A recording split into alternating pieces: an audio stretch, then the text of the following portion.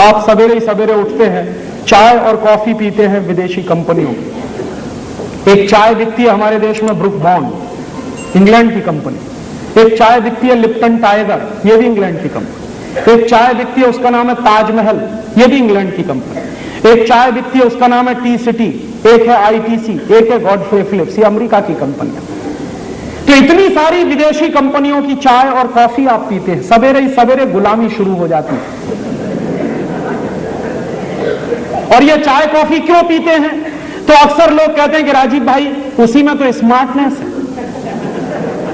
माने आज ये माना जाता है कि जो चाय कॉफी नहीं पिएगा वो बेवकूफ है, जो चाय कॉफी पिए वो बहुत स्मार्ट है।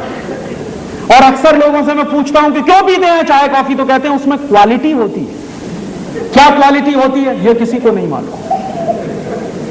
चाय और कॉफी में क्वालिटी नहीं है, जहर है। क्या जहर है जानते हैं? चाय में एक जहर होता है, उसका नाम है टैनिन, और कॉफी में एक जहर होता है, उसका नाम है कैफीन। ये टैनिन और कैफीन दोनों जहर हैं जो कैंसर कर देते हैं।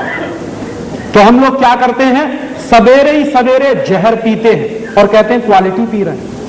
और क्या करते हैं, खुद तो पी रहे हैं मरेंगे, मेहमान को भी मार रहे हैं पिला पिला के चाय। क्योंकि जब भी मैं किसी के घर में जाता हूं सबसे पहले पूछते हैं राजीव भाई चाय पिएंगे, मैं कहता हूं नहीं पिएंगे। कॉफी पिएंगे, मैं कहता हूं नहीं पिएंगे। तो क्या पिएंगे फिर? कोई नहीं पूछता राजीव भाई गाय का दूध पिएंगे या दही की ताक पिएंगे या लस्सी पिएंगे या नारियल का पानी पिएंगे। एक बार बंबई में मैं गया, मेरे एक परिचित हैं करोड़पति व्यक्ति, तो मैंने उनसे घर में जैसे ही घुसा तो उनकी पत्नी ने पूछा चाय कॉफी पिएंगे, मैंने कहा नहीं पीऊंगा। तो कहने लगी क्या पिएंगे, मैंने कहा नारियल का पानी पिलवा दीजिए। कहने लगा वो नहीं है हमारे पास। मैंने कहा क्यों नहीं है? कहा राजीव भाई नारियल का पानी ऑफर करने में शर्म आती है, माने चाय कॉफी जैसा जहर पिलाने में शर्म नहीं आती, नारियल का पानी पिलाने में शर्म आती है। मैंने उनसे पूछा आपको मालूम है चाय कॉफी किसको पीनी चाहिए? उन्होंने कहा मुझे नहीं मालूम। सच्चाई यह है कि हम में से किसी को नहीं मालूम कि चाय कॉफी किसको पीनी चाहिए। चाय कॉफी पीनी चाहिए उन लोगों को जो बहुत ठंडी में रहते हैं, माने America, Germany, France, Sweden, Switzerland, तमाम उन देशों में भयंकर ठंडी पड़ती है। साल में 9 महीने भयंकर ठंडी पड़ती है, 6 महीने तो बर्फ जमी रहती है। उन लोगों को चाय कॉफी की जरूरत होती है क्योंकि ठंडी ज्यादा पड़ती है। और चाय कॉफी दोनों बहुत गर्म चीजें हैं। हमारे यहाँ क्या होता है, हमारे यहाँ साल में 9 महीने भयंकर गर्मी पड़ती है। तो जिस देश में साल में 9 महीने भयंकर गर्मी पड़ती है उसमें और गर्म चाय और कॉफी पी रहे हैं, माने सत्यानाश कर रहे हैं। और क्या सत्यानाश कर रहे हैं? अपने शरीर का और अपने शरीर के साथ साथ देश का। देश का क्या सत्यानाश कर रहे हैं? परदेशी कंपनियां आपके देश में चाय कॉफी बेच रही हैं। पता है क्या होता है? चाय हमारे देश के किसान पैदा करते हैं, कॉफी भी हमारे देश के किसान पैदा करते हैं। ये परदेशी कंपनियां क्या करती हैं, हमारे किसानों से चाय खरीदती हैं 24 रुपए में किलो, और वो 24 रुपए किलो की चाय जो खरीदते हैं किसानों से, उसको हमें बेचते हैं 125 रुपए में 1 किलो। माने बीच का मुनाफा चला गया सब परदेशी कंपनियों को। क्या होता है, हर साल ये कंपनियां हमारे देश में 70 करोड़ किलोग्राम के आसपास चाय कॉफी बेचते हैं और हजारों करोड़ रुपया कमा के ले जाते हैं। आपको मालूम है, हम एक साल में जितनी चाय कॉफी पी लेते हैं उतने में हमारे देश का 5,600 करोड़ रुपया विदेशी कंपनियों के हाथ में चला जाता है। तो सवेरे ही सवेरे हिंदुस्तान के खून पसीने की कमाई का 5,600 करोड़ परदेशी कंपनियों के हाथ में हम दे देते हैं, फिर कहते हैं भारत माता की जय। कहां से भारत माता जिंदा रहने वाली है? तो मैं आपसे निवेदन करने आया कि ये चाय कॉफी की अंग्रेजियत छोड़िए। तो आप पूछेंगे क्या पिए? हिंदुस्तानी बनिए, गाय का दूध पीजिए। गाय के दूध से बढ़िया दूसरी कोई चीज नहीं है पीने के लिए। तो आप पूछेंगे क्यों? अगर आप 5,600 करोड़ रुपए की चाय कॉफी पी रहे हैं, इतने ही पैसे का अगर गाय का दूध बिकना शुरू हो जाए इस देश में, तो कम से कम 1 करोड़ गाय पालनी पड़ेगी। और 1 करोड़ गाय अगर पालनी पड़ेगी तो 25 लाख गोपालक चाहिए, क्योंकि 4 गाय एक आदमी देख सकता। तो 25 लाख गोपालक अगर चाहिए तो 25 लाख लोगों को रोजगार मिल सकता है, उतने ही पैसे में जितने में हम चाय कॉफी पीकर हिंदुस्तान की बर्बादी कर रहे हैं। तो आप अपने शरीर को बर्बादी से बचा सकते हैं और हिंदुस्तान के 25 लाख लोगों को रोजगार दे सकते हैं 5,600 करोड़ का अगर गाय का दूध पीना शुरू करें। और एक दूसरी बात कि अगर 1 करोड़ गाय हम पालें और उसमें से इतना दूध पैदा हो तो हर गाय 1 साल के अंदर खड़े खड़े 25,000 रुपए का ऑर्गेनिक फर्टिलाइजर पैदा करती है। गोबर जो देती है उसमें से 25,000 रुपए का खाद बनता एक गाय से। तो हर साल हिंदुस्तान में 25,000 करोड़ रुपए का खाद पैदा होगा। ये 25,000 करोड़ रुपए का खाद आपके देश के किसानों के काम में आएगा और उस खाद से जो गेहूं पैदा होगा, चावल चना पैदा होगा, उसका टेस्ट आप भूल गए हैं क्योंकि केमिकल फर्टिलाइजर भर भर के आपने खेत का नाश कर दिया। तो हम गाय का दूध पिएंगे, 5,600 करोड़ का दूध बिकेगा, 25 लाख लोगों को रोजगार मिलेगा, 25,000 करोड़ का ऑर्गेनिक फर्टिलाइजर पैदा होगा। ये सब काम इस देश में हो जाएंगे। एक छोटा सा काम आपको करना है, अंग्रेजियत को छोड़िए, चाय कॉफी बंद करिए। उसके बाद आप अगर चाय कॉफी बंद करेंगे तो गाय का दूध, नारियल का पानी, संतरे का रस, मौसम्मी का रस, ये सब पिएंगे। संतरे का रस पिएंगे तो पैसा किसान के पास जाएगा, मौसम्मी का रस पिएंगे तो भी पैसा किसान के पास जाएगा, नींबू का शरबत पिएंगे तो भी पैसा किसान के पास जाएगा। माने चाय कॉफी छोड़कर आप कुछ भी पिएंगे भारतीय व्यवस्था का तो पैसा देश का देश में ही रहेगा और हमारे ही किसान के पास जाएगा। ऐसे ही मैं आपसे एक दूसरी छोटी सी निवेदन करना चाहता हूं कि हमारे घरों में अंग्रेजियत की टूथपेस्ट आती है, Colgate, Closeup, Cibaca, Forhans, Gleem, Glow, ढेर सारे टूथपेस्ट और टूथपेस्ट करने के लिए टूथब्रश भी। किसी से भी मैं पूछता हूं कि क्यों करते हैं ये कॉलगेट, तो कहते हैं राजीव भाई सांस की बदबू दूर होती और दांतों की सड़न दूर होती। तो मैं उनसे पूछता हूं कि अच्छा, जब कॉलगेट नहीं होता था तो सबके दांत सड़ जाते होंगे और सबकी सांस में बदबू आती होगी। एक दिन ये बात मैंने मेरे घर में पूछी मेरी दादी मां को। मेरी दादी मां की उम्र है 75 साल। मैंने कहा दादी मां, तुम्हारे जमाने में तो कॉलगेट नहीं था तो तुम्हारे दांत तो सड़ गए होंगे और तुम्हारी सांस में इतनी बदबू आती होगी कि कभी दादाजी तुम्हारे पास नहीं बैठते होंगे। तो उसने कहा कि बेवकूफ, मेरे दांत अभी तुझसे ज्यादा अच्छे।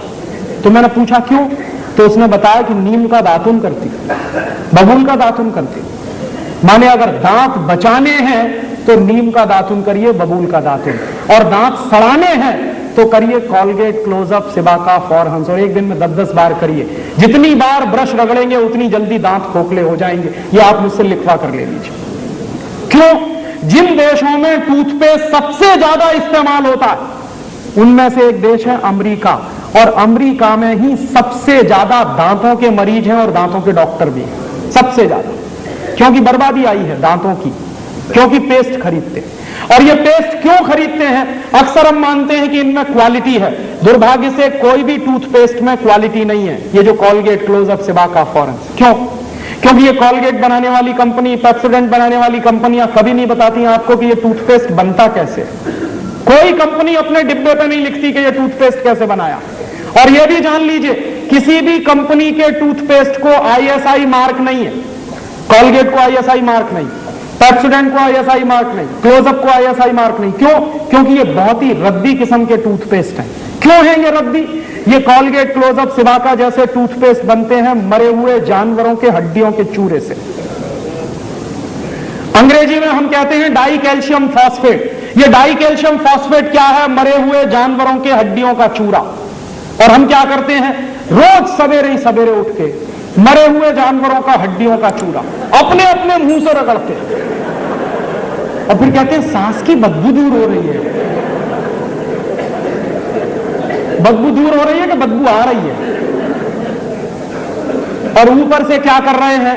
ये मरे हुए जानवरों का हड्डियों का चूरा जो है, उससे भी ज्यादा खतरनाक एक दूसरी चीज है टूथपेस्ट में, उसको कहते हैं सोडियम लॉरेल सल्फेट। इसको अगर दूसरी भाषा में कहूं तो सिंथेटिक डिटर्जेंट, और तीसरी भाषा में कहूं तो वो चीज जिससे बनता है सर्फ और रिन। माने जिस चीज से कपड़ा धोने का साबुन बनता है वही चीज डाली जाती है टूथपेस्ट में। क्यों डालते हैं? झाग बनाने के लिए। हमारे यहां कुछ ऐसे बेवकूफ हैं जो मानते हैं कि जितना ज्यादा झाग बने उतना ही अच्छा टूथपेस्ट। तो उनसे मैं कहता हूं कि रिन से दांत साफ करिए, उसमें सबसे ज्यादा झाग बनता। ये बेवकूफी है। और एक तीसरी और खतरनाक चीज है टूथपेस्ट में, सिंथेटिक डिटर्जेंट के अलावा एक तीसरी खतरनाक चीज है, उसको कहते हैं फ्लोराइड। ये फ्लोराइड वो जहर है जिससे फ्लोरोसिस नाम की बीमारी होती है। तो हमारे देश में टूथपेस्ट बिक रहे हैं जिनमें मिलाया हुआ है फ्लोराइड जैसा जहर, जिनमें मिलाया हुआ है सिंथेटिक डिटर्जेंट, जो बनते हैं मरे हुए जानवरों के हड्डियों के चूरे से। अब आप बताइए कि इन चीजों में क्वालिटी है क्या? ये सब चीजें बहुत ही रद्दी चीजें हैं। तब आप पूछेंगे कि फिर क्वालिटी कहां है? बेस्ट क्वालिटी है नीम का दातुन, बबूल का दातुन। जानते हैं क्यों? नीम एक ऐसा पेड़ है जो 24 घंटे ऑक्सीजन देता। हमारी प्रकृति में 3-4 ऐसे पेड़ हैं जो 24 घंटे ऑक्सीजन देते हैं, तुलसी, नीम, पीपल और बड़। तुलसी को घर के आंगन में क्यों लगाते हैं? क्योंकि ऑक्सीजन मिलता। नीम को घर के दरवाजे पे क्यों लगाते हैं? क्योंकि ऑक्सीजन मिलता। उस नीम के दातुन में है ऑक्सीजन, और आपको सबसे ज्यादा जरूरत है ऑक्सीजन की। हमें हमेशा जरूरत है ऑक्सीजन की। तो आप नीम का दातुन करते हैं तो आपको मिलता है ऑक्सीजन। और उससे भी बढ़िया एक दूसरा काम होता, जितनी देर आप नीम का दातुन चबाएंगे उतनी देर आपके मुंह में लार बनेगी, सलीवा बनेगा।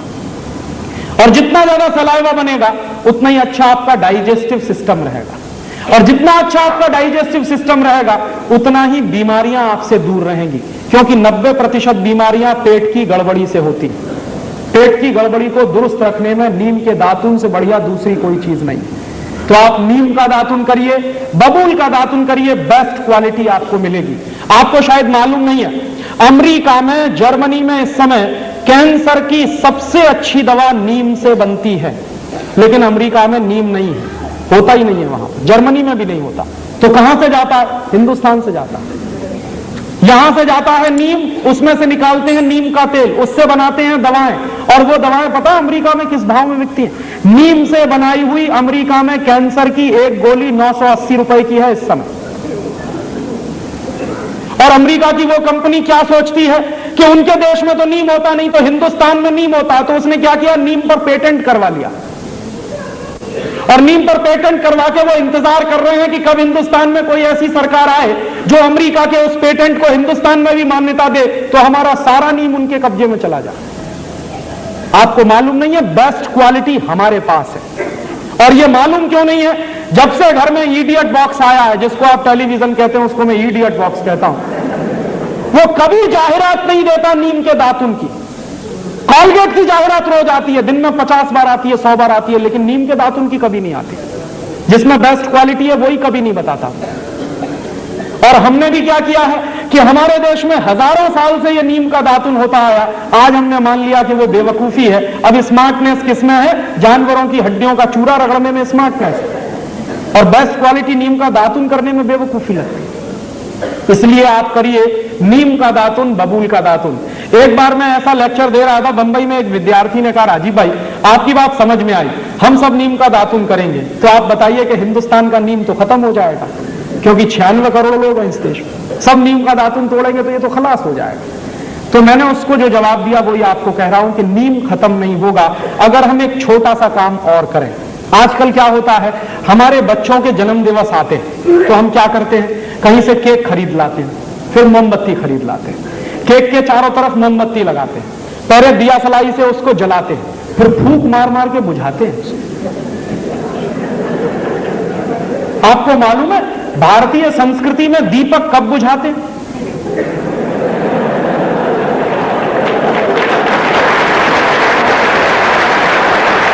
भारतीय संस्कृति में दीपक बुझाते हैं जब किसी की मौत होती है। हम क्या कर रहे हैं, जिसका जन्मदिन मना रहे हैं उसी के मरने की तैयारी भी कर रहे हैं। और ये आया कहां से है? अंग्रेजियत से आया है ये तंत्र। तो इस बेवकूफी की अंग्रेजियत को छोड़िए। तो आप पूछेंगे फिर क्या करें? अपने बच्चों का जन्मदिन मनाइए, घी के दीपक जलाइए, बुझाते नहीं है।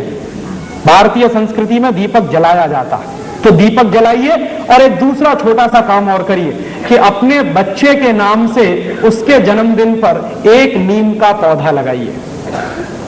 तो आपके अगर मान लीजिए एक बच्चा है और उसके 50 जन्मदिन आए, भगवान से मैं तो कहता हूं कि 100 आए, लेकिन अगर 50 भी जन्मदिन आए तो वो 50 नीम के पेड़ लगाएगा। और हिंदुस्तान में 96 करोड़ की आबादी है, हर साल 96 करोड़ नीम के पौधे लगेंगे। और आपको मालूम नहीं है, एक नीम का पेड़ अगर 10 साल तक खड़ा रहे, उसको कोई काटे नहीं, तो 15 लाख रुपए की ऑक्सीजन देता। तो अगर हमारे बच्चे ने 50 नीम के पेड़ लगाए अपने पूरे जीवन में, तो 7.5 करोड़ रुपए की ऑक्सीजन पैदा होगी। इतना बड़ा काम होगा। और वो ऑक्सीजन काम किसके आएगी? हमारे। और नीम का दातुन हम सबको मुफ्त में मिलेगा।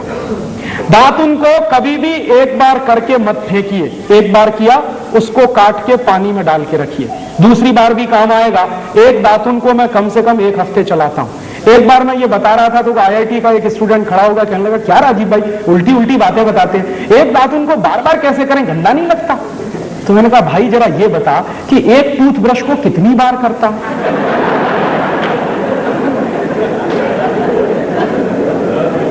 एक बार किया धो के रख दिया, दूसरी बार किया धो के रख दिया, तीसरी बार किया धो। तो एक टूथब्रश को सालों साल करता तो गंदा नहीं लगता। नीम का दातुन 2 बार कर रहा है तो तेरा गंदा लगता?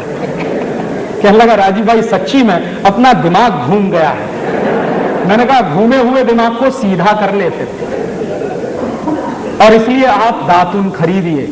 जो लोग दातुन नहीं कर सकते उनके लिए एक दूसरी बात, और इसके पहले एक छोटी सी बात और। एक बार मैंने हिसाब लगाया, पूरे देश में परदेशी कंपनियों का जितना टूथपेस्ट बिकता है और टूथब्रश करीब 450-500 करोड़ रुपए का है। और ये 450-500 करोड़ रुपया हम दे देते हैं परदेशी कंपनियों को। अगर इतने रुपए का नीम का दातुन बिके या बबूल का दातुन बिके तो जानते हैं क्या होगा? कम से कम 4 लाख लोगों को रोजगार मिलेगा।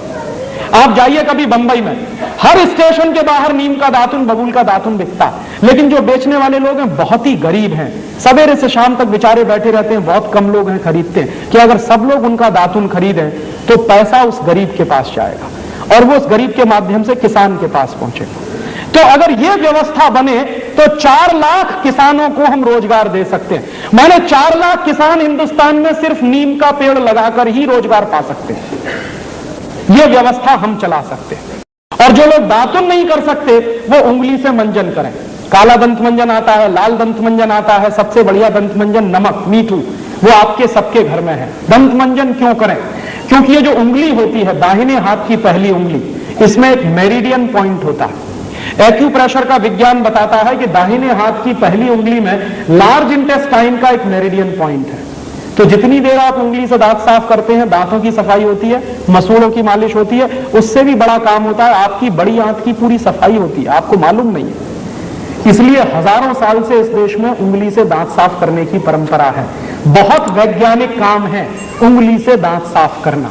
तो या तो उंगली से दांत साफ करिए या करिए दातुन, दोनों बेस्ट क्वालिटी हैं। हिंदुस्तान का सैकड़ों करोड़ रुपया बचेगा, 4 लाख लोगों को हम रोजगार दे सकते हैं। ऐसा ही एक तीसरा छोटा सा निवेदन, हमारे घरों में साबुन आता है, Lux, Lifebuoy, Liril, Rexona, Pears, Camay, Palmolive, Johnson and Johnson वगैरह वगैरह। ये सब साबुन क्यों खरीदते हैं? एक बार मैंने एक भाई से पूछा कि लक्स से क्यों नहाते हो? कहने लगा माधुरी दीक्षित कहती है। एक दूसरे से पूछा कि तुम क्यों लगाते हो? कि हेमा मालिनी कहती है। तो कभी माधुरी दीक्षित और हेमा मालिनी कुएं में गिरेंगे तो हम भी गिरेंगे। ये बेवकूफी मत करिए।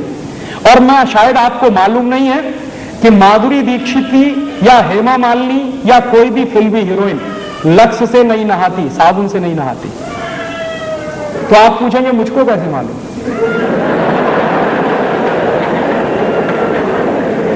मुझको पता चला अभी कुछ दिन पहले बंबई में मेरा एक व्याख्यान हुआ था जुहू में। और जुहू वो जगह है जहां हिंदुस्तान के ये फिल्मी हीरो हीरोइन ज्यादा रहते हैं। व्याख्यान कैसे हुआ? एक कोई फिल्मी हीरो है, उनका नाम है धर्मेंद्र। उन्होंने मेरे व्याख्यान के कैसेट सुने। मेरे व्याख्यान के कुछ 10 कैसेट निकले हैं, तो उन्होंने सुने और उन्होंने तुरंत फोन किया कि मैं राजीव दीक्षित से बात करना चाहता हूं। मैंने कहा मैं बोल रहा हूं। तो कहने लगे आपके 10 कैसेट सुनने के लिए मैंने 10 घंटे गाड़ी चलाई और घर नहीं गया जब तक कैसेट खत्म नहीं हुए। मैंने कहा बहुत अच्छी बात है, क्या लगा आपको? मैं आपका एक व्याख्यान करना चाहता हूं। मैंने कहा जरूर करिए, मैं आऊंगा।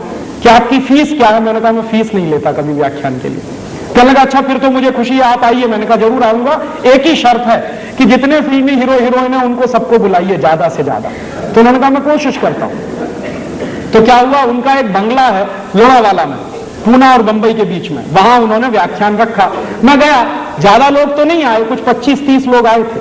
उनके बीच में मीटिंग हुई, बातचीत हुई, बहुत सारे सवाल पूछे। जब खत्म हो गए उनके सवाल तो मैंने उनसे कहा कि अब मैं एक सवाल पूछूंगा।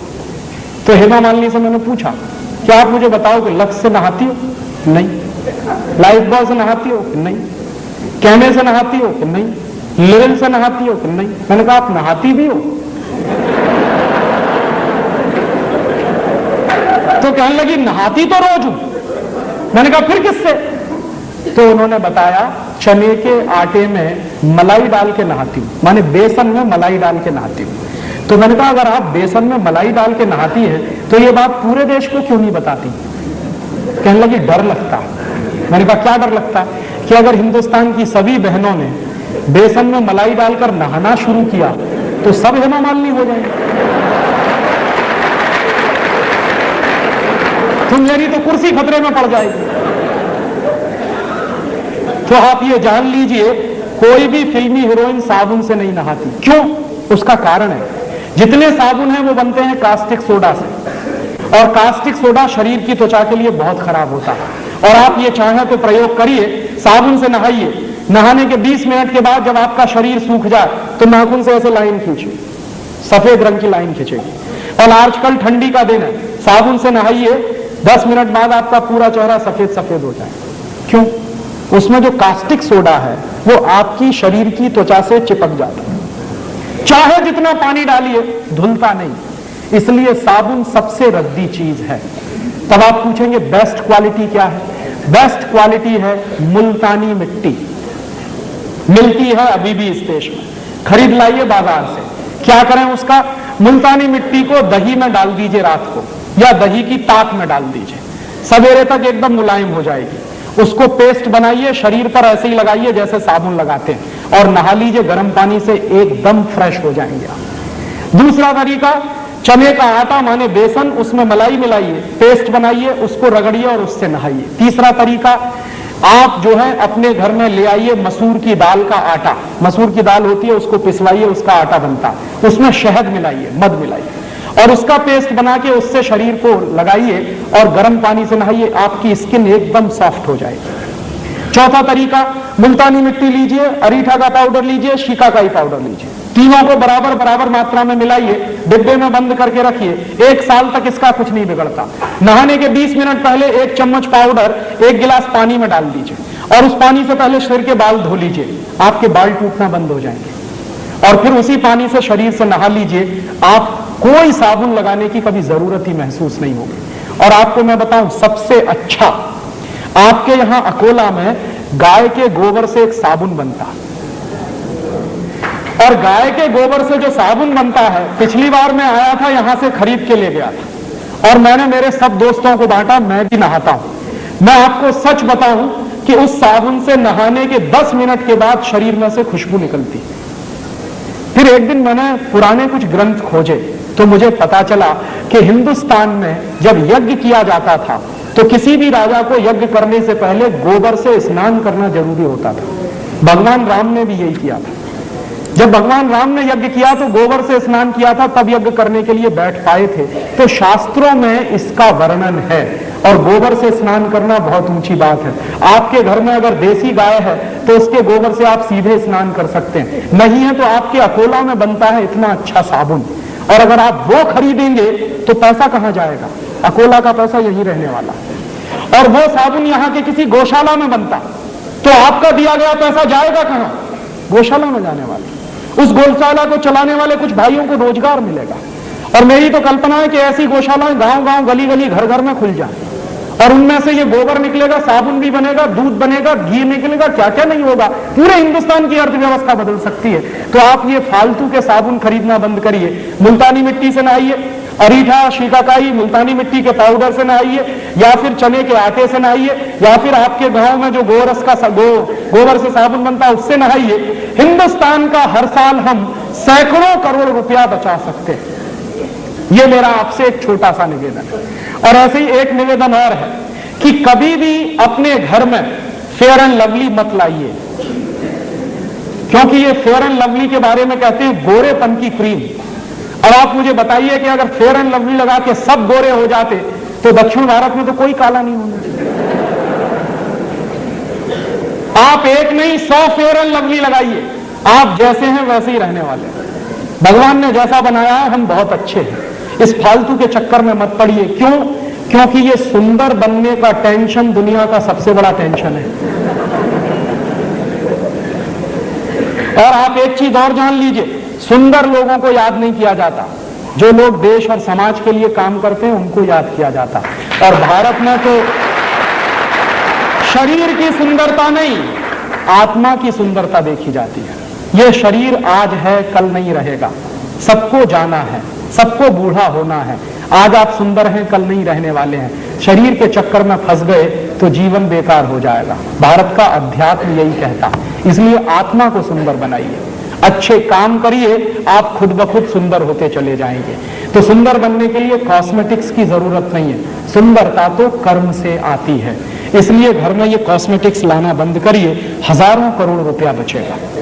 और ऐसी एक दो छोटी छोटी बातें और कि हमारे देश में कुछ विदेशी कंपनियों ने पानी बेचना शुरू कर दिया। Pepsi Cola, Coca Cola, Thums Up, Limca, Citra. आपको मालूम है भारतीय संस्कृति में पानी बेचा नहीं जाता, लेकिन यहां परदेशी कंपनियां 12 रुपए लीटर का पानी बेचती। माने गाय का दूध मिलता है 10 रुपए लीटर, पानी मिलता है 12 रुपए लीटर। कौन सा देश है और किस देश में आप रह रहे हैं?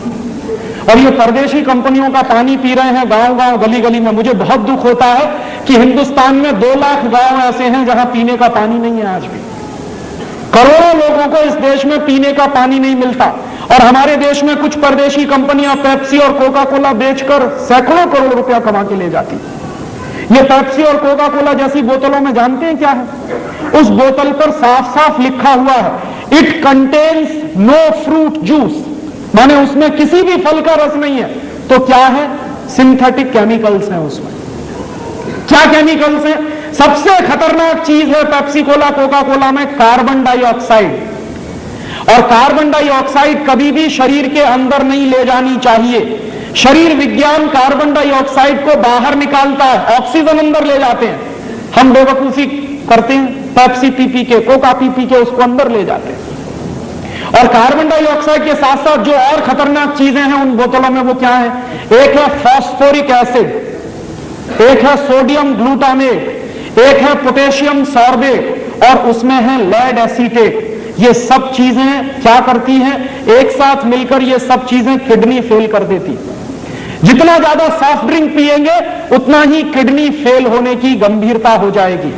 और किडनी फेल होने का क्या कष्ट होता है, ये हिंदुस्तान के एक्स प्राइम मिनिस्टर को देख लीजिए आप। हमारे देश के एक एक्स प्राइम मिनिस्टर है, उनकी दोनों किडनी फेल हो गई। और जब उनकी शक्ल आती है कभी कभी टेलीविजन पे या अखबारों में, तो दिखाई देता है कि उनका पूरा खून निचोड़ लिया किसी ने। उनको प्रतिदिन 8 घंटे डायलिसिस पर रहना पड़ता है। और 8 घंटे डायलिसिस पे क्या होता है? पूरा खून खींचा जाता है, साफ करके डाला जाता है दोबारा। इतना कष्ट होता है अगर दोनों किडनी फेल हो जाए। भगवान की दी हुई दोनों किडनियां क्यों फेल कर रहे हैं? पी पी के पेप्सी और कोका कोला।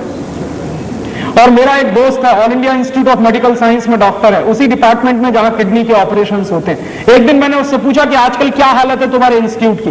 कहने लगा भयंकर केसेस आ रहे हैं किडनी फेलियर के। मैंने कहा क्या तुमको लगता है? तो उसने कहा 90% केसेस वो आ रहे हैं जो सॉफ्ट ड्रिंक पी पी के किडनी फेल करा रहे हैं यंग एज। तो किडनी फेल हो जाए ऐसी चीजें मत पीजिए, और इनमें कुछ भी नहीं है पीने लायक। और इसलिए भी पेप्सी और कोका कोला मत पीजिए कि 70 पैसे की बोतल बनती है और 10 रुपए की बिकती है। 72 पैसे में बनता है कोका कोला, 10 रुपए में बिकता है। और आप याद करिए, हिंदुस्तान में एक सरकार बनी थी 1977 में, उन्होंने कोका कोला को भगा दिया था।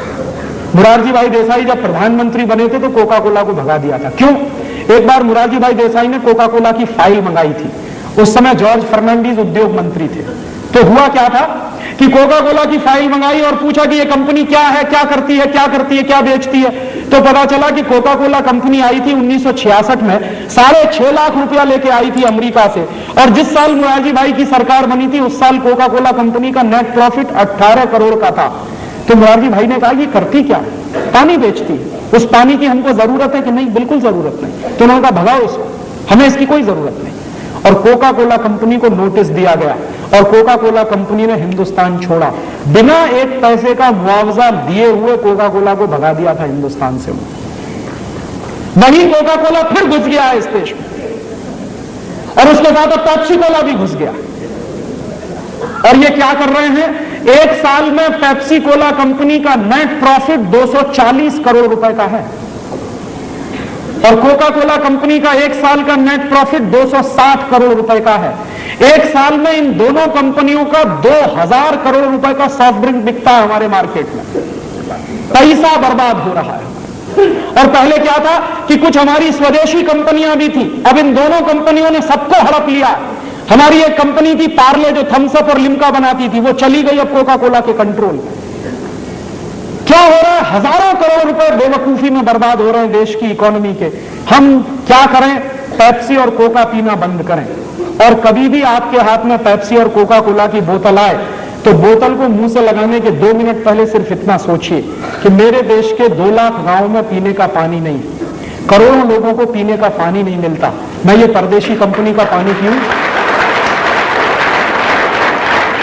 और तब आपके हाथ से अगर बोतल छूट जाए और गिर जाए तो आपसे बड़ा देशभक्त इस समय कोई दूसरा नहीं है। मेरे लिए देशभक्ति की अब एक ही परिभाषा है कि आप अगर विदेशी कंपनियों का माल खरीद रहे हैं और पैसा देश के बाहर जा रहा है और ऐसा सामान खरीद रहे हैं जिसकी हमको कोई जरूरत नहीं है, तो मुझे आपकी देशभक्ति पर संदेह है। तो ऐसा काम मत करिए, हिंदुस्तान को बचाना है। क्यों? क्योंकि ये कंपनियां हर साल हमारे देश से 70,000 करोड़ रुपए लूट कर ले जाती हैं। कोई टेक्नोलॉजी नहीं है, कोई रोजगार नहीं मिल रहा है, उल्टे बेरोजगारी इस देश में बढ़ रही है। तो ऐसे समय में हमको एक एक पाई बचानी है इस देश की। तो आपको मैं ये निवेदन करने आया कि अपने घर से ये अंग्रेजियत भगाइए, माने विदेशी कंपनियों के सामान खरीदना बंद करिए और ज्यादा से ज्यादा बन सके उतने वो सामान खरीदिए जो प्रकृति से सीधे मिलते हैं, ताकि पैसा किसान के पास जाए। और ऐसे ये दूसरा आखिरी निवेदन कि ये आप अंग्रेजियत से बाहर निकलें, इसके लिए बहुत जरूरी है कि टेलीविजन कम से कम देखें, क्योंकि ये जो टेलीविजन है ये रोज आपको उल्टी उल्टी बातें सिखाता है। मैं सिखा रहा हूं कॉलगेट मत खरीदिए, टेलीविजन रोज कहेगा कॉलगेट ही खरीदिए, और दिन में 50 बार कहेगा, 100 बार कहेगा। मैं कह रहा हूं विदेशी कंपनी का माल मत खरीदो, टेलीविजन रोज दिन में 50-100 बार कहेगा कि यही खरीदो। और ये जिसको आप टेलीविजन कहते हैं उसको मैं इडियट बॉक्स कहता हूं। क्यों है ये इडियट बॉक्स? क्योंकि ये इडियट बनाता है आप। एक उदाहरण देखिए, टेलीविजन पे एक जाहिरात आता है, क्या कहते हैं? हाय मैं कॉम्प्लान बॉय। फिर एक बेटी कहती है हाय मैं कॉम्प्लान गर्ल। इसका मानी क्या है? मैं कॉम्प्लान का बेटा हूं और मैं कॉम्प्लान की बेटी हूं। और कॉम्प्लान क्या है? टिन का डिब्बा। अब आप बताइए, टिन के डिब्बा के भी बेटा बेटी हो सकते हैं? 100% इडियोसिटी है। क्या दिखाता है टेलीविजन? लाइफ बॉय है जहां, तंदुरुस्ती है वहां। अब आप बताइए, अगर तंदुरुस्ती लाइफ बॉय से आती है तो भोजन क्यों करते हैं? आज से भोजन करना छोड़िए और एक एक लाइफ बॉय खरीद लीजिए और दिन में 10-10 बार रगड़िए, सबकी तंदुरुस्ती बनी। क्या इडियोसिटी दिखाते हैं कि एक फुटबॉल खिलाड़ी है जो बिना लाइफ बॉय लगा के फुटबॉल खेलने जाता है तो गिर पड़ता, फिर लाइफ बॉय लगा के जब फुटबॉल खेलने जाता है तो बिना गोल मारे वापस नहीं लौटता। तो मैं सोचता हूं कि लाइफ बॉय लगा के इतना अच्छा खिलाड़ी कोई हो सकता है तो इन सब खिलाड़ियों को ओलंपिक में भेजना चाहिए, क्योंकि हिंदुस्तान की फुटबॉल की टीम जब ओलंपिक में जाती है तो क्वालिफाइंग राउंड में बाहर हो जाती है। उस दिन मैं सोचता हूं कि हिंदुस्तान की सरकार ने एक एक खिलाड़ी को लाइफ बॉय का एक एक पैकेट दिया होता तो 10-12 गोल्ड मेडल तो आ ही जाते कम से कम। 100% इडियोसिटी है। उस इडियोसिटी का एक उदाहरण और देखिए, टेलीविजन पे दिखाते हैं कॉलगेट का विज्ञापन। कैसे दिखाते हैं? 2 पति पत्नी साथ साथ चल रहे हैं, थोड़ी देर के बाद पत्नी मुंह फेर लेती है और अपनी सहेली से कहती है कैसे कहूं इनकी सांस में बदबू आती है। तो उसकी सहेली कहती है सांस में बदबू, चल मेरे साथ। दोनों डॉक्टर के पास जाते हैं। डॉक्टर साहब कहते हैं अरे कॉलगेट का सुरक्षा चक्र तो अपनाया नहीं, सांस में बदबू तो आएगी। तो उनके घर में कॉलगेट आ जाता है। उनके मिस्टर जिनकी सांस में बदबू आती है वो कॉलगेट रगड़ते हैं। कॉलगेट रगड़ने के बाद दिखाते हैं उनकी पत्नी उनके नजदीक आ जाती है और नीचे एक लाइन लिखते हैं दूरियां नजदीकियां बनी। जानते हैं इसका मतलब क्या है? इसका मतलब है कि दो पति पत्नी अगर कॉलगेट नहीं करेंगे तो दूर दूर रहेंगे, कॉलगेट करेंगे तभी नजदीक आएंगे। अब आप बताइए, भारतीय संस्कृति में कहते हैं कि पति पत्नी का रिश्ता परस्पर प्रेम, परस्पर विश्वास, परस्पर सद्भाव पर टिका होता है। अब ये इडियट बॉक्स कह रहा है नहीं, कॉलगेट टेस्ट पर टिका हुआ। इसलिए ये इडियट बॉक्स है। और ये इडियट बॉक्स क्यों है? अभी आपने कहा तो मुझे याद आ गया, एक विज्ञापन आता है टेलीविजन पे, घर की बढ़े शान पड़ोसी की जले जान। तो है पड़ोसी की जान जलाने में, पता है कैसे? भला उसकी कमीज मेरी कमीज से सफेद कैसे?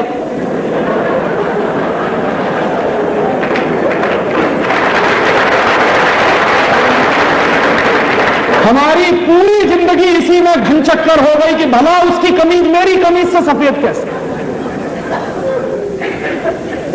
गया हो गया बंटा धार भारतीय संस्कृति। इसलिए मैं कहता हूं कि ये टेलीविजन देखना कम से कम करिए। और इसलिए भी कि ये जो टेलीविजन है ये हमारे देश में ना सिर्फ इडियोसिटी फैला रहा है, बल्कि भारत सरकार ने जब से ये Zee TV, CNN, ATN, Star TV, Prime Star, Prime Sports, तमाम विदेशी कंपनियों को खुली छूट दे दी है हिंदुस्तान में, वो दिखा क्या रहे हैं? आपके बच्चों को वो सब दिखा रहे हैं जो नहीं देखना चाहिए। आपके बच्चे बैठते हैं ATN पर, रात दिन गाने सुनते हैं। क्या गाने सुनाते हैं? चोली के पीछे क्या है? चीज बड़ी है मस्त मस्त। अब आप बताइए कि आपका 3 साल का बच्चा, 4 साल की बेटी, 5 साल के बच्चे रोज रोज ऐसे ही गाने सुने और रोज रोज ऐसी ही चीजें देखें, तो जरा सोचिए कि वो क्या बनेंगे। क्योंकि दुनिया भर के वैज्ञानिक एक ही बात कहते हैं कि बच्चे जो देखते हैं, जो सुनते हैं, वही करते हैं। फिर तो रात दिन आपके बच्चे अगर ऐसे ही गंदे गंदे गीत सुनेंगे, ऐसे ही गंदे गंदे सीरियल देखेंगे, जरा बताइए तो सही कि टेलीविजन के सीरियल्स कैसे हैं? कोई कहता है कि एक सीरियल आता है शांति, कोई कहता है आता है स्वाभिमान, कोई कहता है आता है बनेगी अपनी बात। इन सब में क्या दिखाते हैं? हर एक सीरियल में एक ही थीम है, एक्स्ट्रा मैरिटल रिलेशंस। क्या दिखा रहे हैं शांति में? शादी के पहले बच्चे पैदा हो गए और शादी क्या कर रहे हैं? एक बार एक से, दूसरे बार दूसरे से, तीसरे बार तीसरे से, चौथी बार चौथे से, माने ऐसे बदलते हैं जैसे कमीज बदलते हैं। ये यूरोप में तो हो सकता है, हिंदुस्तान में ये नहीं चलता। और आपके बच्चे अगर यही सब देखेंगे, कभी कभी तो मैं डर पैदा करता हूं। आप जरा सोचिए कि हम 5 में जो कुछ दिखाया जाता है और जिस तरह के बच्चे हैं, देख देख कर अगर हम 5 आपके बच्चे भी वैसे ही हो गए तो आप सिर पीटेंगे एक दिन अपना। क्यों? जानते हैं क्यों? उसका एक कारण है। ये जो बच्चे होते हैं, ये जब सीखते हैं किसी चीज को तो उसकी एक खास तरह की प्रक्रिया होती है। क्या होती है? बच्चों को सबसे ज्यादा सीख अगर देनी हो तो उनको अच्छी अच्छी कहानियां सुनानी चाहिए। कहानियों का बच्चों के मन पर जो असर होता है वो पूरी जिंदगी रहता है। एक उदाहरण मैं अक्सर देता हूं, महात्मा गांधी का। महात्मा गांधी जब छोटे थे, बचपन में, मोहनदास करमचंद गांधी थे, तो एक दिन वो हरिश्चंद्र का नाटक देखने गए। हरिश्चंद्र का नाटक देखने से पहले उनकी मां ने उनको हरिश्चंद्र की कहानी सुनाई, एक बार नहीं कई बार। तो एक दिन उनके गांव में पोरबंदर में हरिश्चंद्र का नाटक दिखाने वाली कंपनी आई, तो उस नाटक कंपनी ने हरिश्चंद्र का नाटक दिखाया। गांधी जी वो नाटक देखकर लौटे तो अपनी मां के सामने उन्होंने 2 संकल्प लिए कि आज के बाद कभी झूठ नहीं बोलूंगा और आज के बाद कभी भी हिंसा नहीं करूंगा, आजीवन अहिंसा और सत्य के रास्ते पर चलूंगा। हरिश्चंद्र की कहानी और नाटक देखकर मोहनदास करमचंद गांधी नाम का बालक महात्मा गांधी हो गया। तो जरा सोचिए कि शांति और स्वाभिमान